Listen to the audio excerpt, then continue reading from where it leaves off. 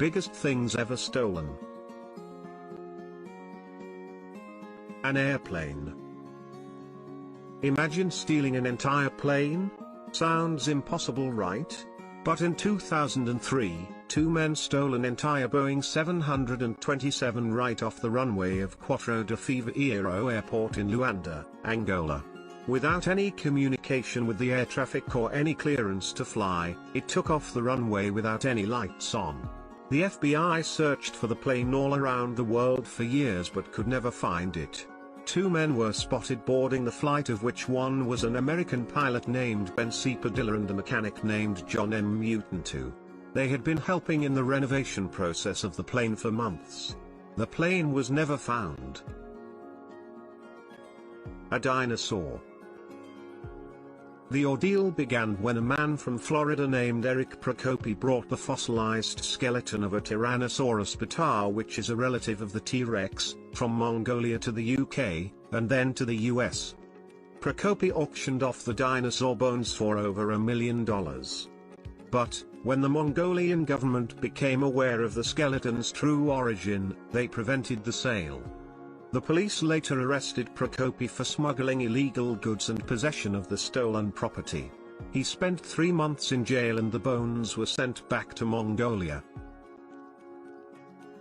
A cedar tree. How about stealing a tree?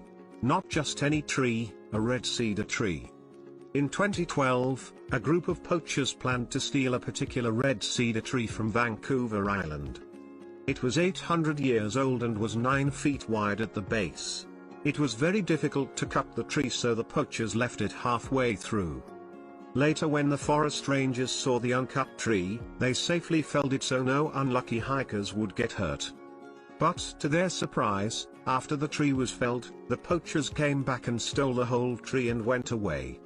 The thing to baffle is, how did they transport such a giant tree? A monastery bell. At a temple in Tacoma, Washington, in 2015, enlightenment came by letting go of material objects. This particular type of enlightenment was much more literal than usual, as it involved the loss of a 3,000-pound, 12-foot-tall copper monastery bell. Police were baffled as to how thieves managed to steal the enormous bell. The monks commonly use bells to signify the beginning of meditation, making them highly sacred to Buddhist monks.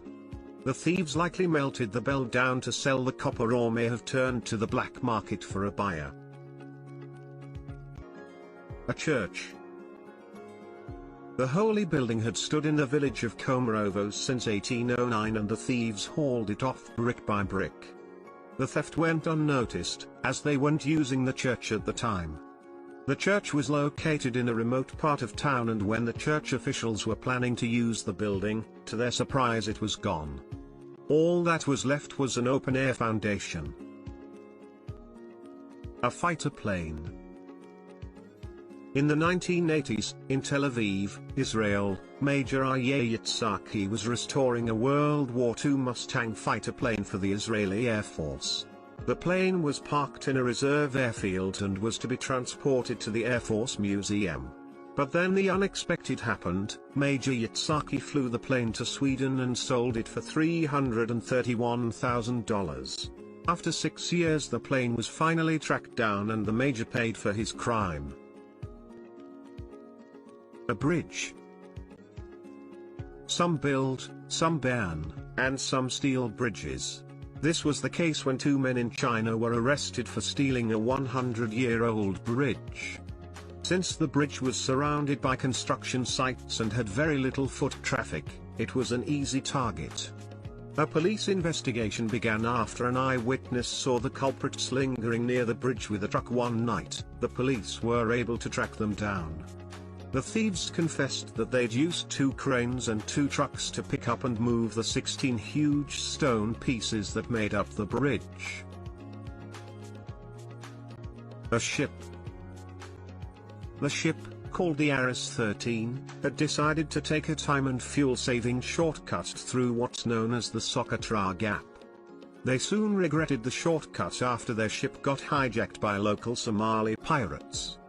Once the pirates realized the tanker was under the employ of prominent Somalian businessmen, who Somali pirates tend to avoid tussling with, they released the crew and later the ship, without ransom.